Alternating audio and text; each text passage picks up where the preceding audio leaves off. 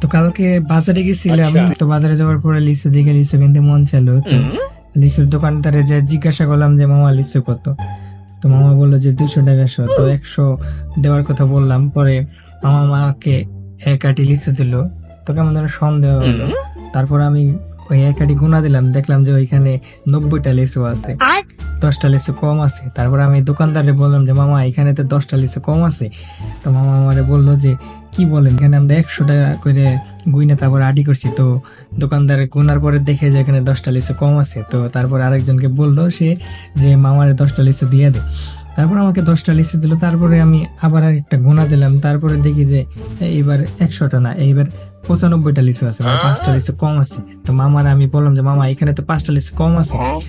তো মামা একটা মুচকি হাসি দিয়ে বললো যে মামার আর 5টা লিচু দিয়া দে, সবার লাগে ব্যবসা চলে না। তো আমি ভাবলাম যে 100টা লিচু হয়ে গেছে, তো বাসায় আসলাম। বাসায় এসে আবার একটা লিচু গুনা দিলাম, তো দেখি যে এখানে এবার 98টা লিচু হয়। কি ভাই, সবার অঙ্ক মিলে আমার অঙ্ক কেন মিলে না?